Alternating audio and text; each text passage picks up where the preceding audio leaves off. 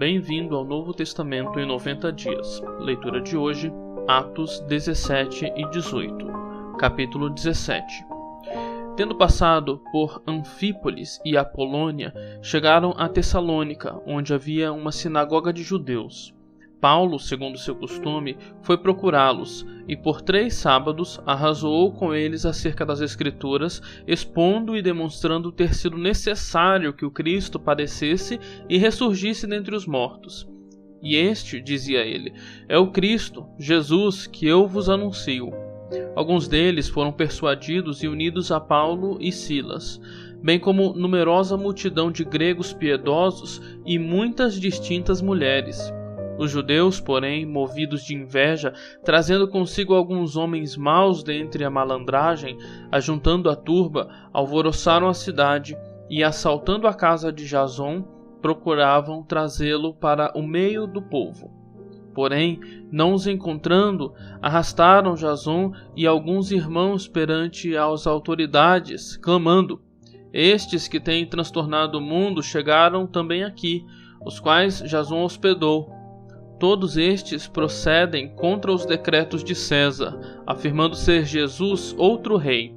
Tanto a multidão como as autoridades ficaram agitadas ao ouvirem estas palavras. Contudo, soltaram Jason e os mais, após terem recebido deles a fiança estipulada. E logo, durante a noite, os irmãos enviaram Paulo e Silas para Bereia.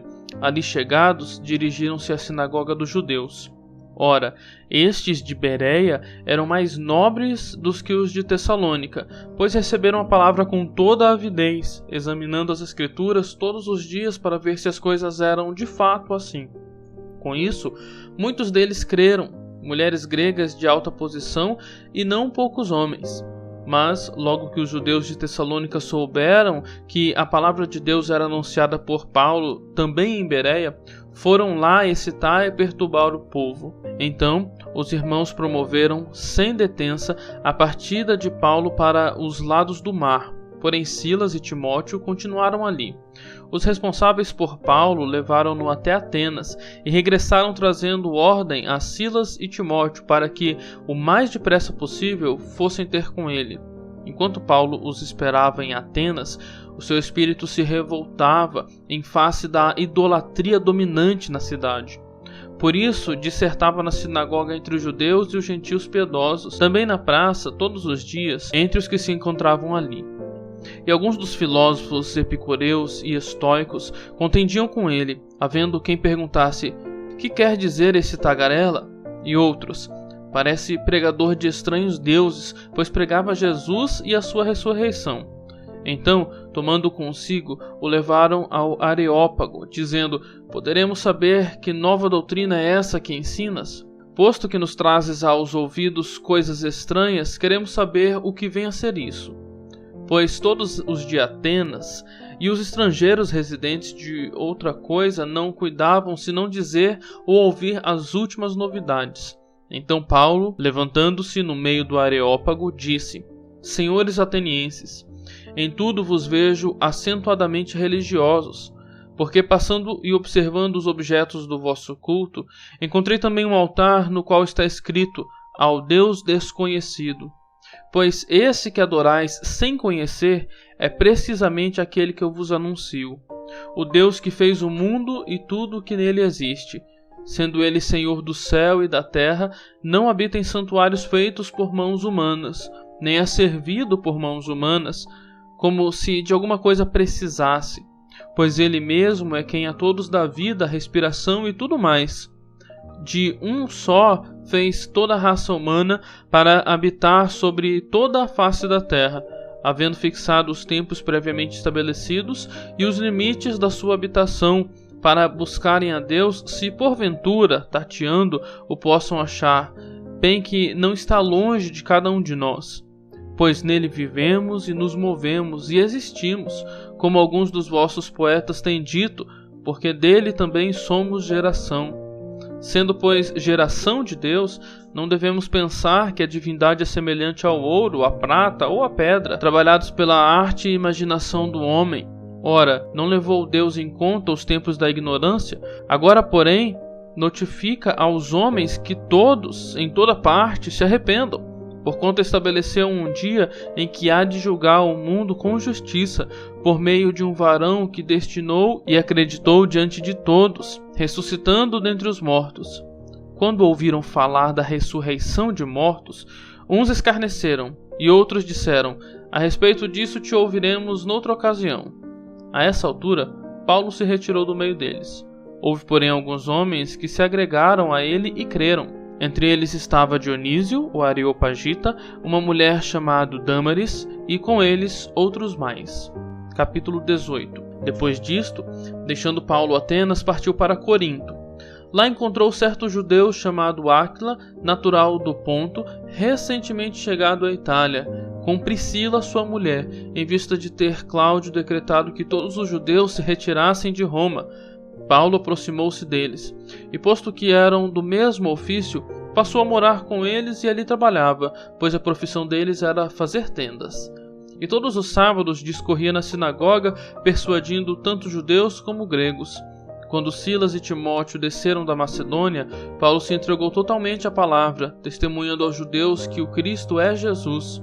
Opondo-se eles e blasfemando, sacudiu Paulo as vestes e disse-lhes: sobre a vossa cabeça o vosso sangue. Eu dele estou limpo, e desde agora vou para os gentios. Saindo dali, entrou na casa de um homem chamado Tício Justo, que era temente a Deus. A casa era contígua à sinagoga.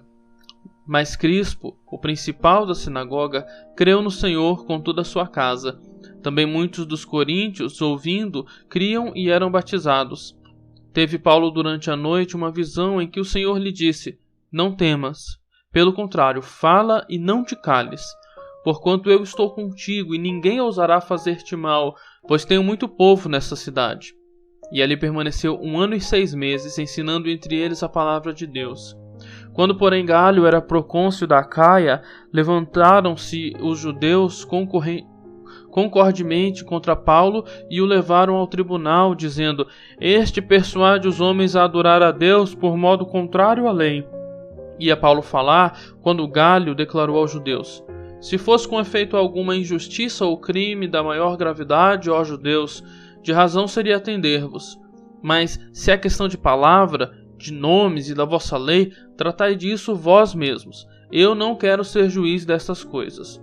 E os expulsou do tribunal. Então todos agarraram Sóstenes, o principal da sinagoga, e o espancavam diante do tribunal. Galho, todavia, não se incomodava com estas coisas.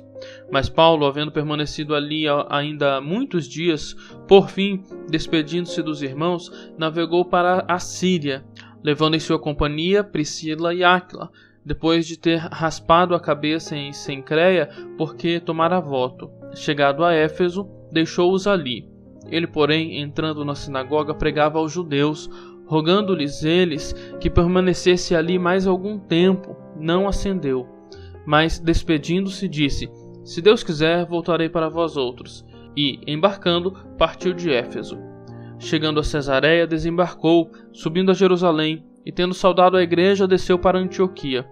Havendo passado ali algum tempo, saiu, atravessando sucessivamente a região da Galácia e Frígia, confirmando todos os discípulos. Nesse meio tempo, chegou a Éfeso um judeu natural de Alexandria chamado Apolo, homem eloquente e poderoso nas Escrituras. Era ele instruído no caminho do Senhor, e sendo fervoroso de espírito, falava e ensinava com precisão a respeito de Jesus, conhecendo apenas o batismo de João. Ele, pois, começou a falar ousadamente na sinagoga. Ouvindo, porém, Priscila e Áquila, tomaram-no consigo e com mais exatidão lhe expuseram o caminho de Deus. Querendo ele percorrer a Acaia, animaram-no os irmãos e escreveram aos discípulos para o receberem. Tendo chegado, auxiliou muito aqueles que, mediante a graça, haviam crido, porque com grande poder convencia publicamente os judeus, provando por meio das Escrituras que o Cristo é Jesus. Tenham todos um ótimo dia.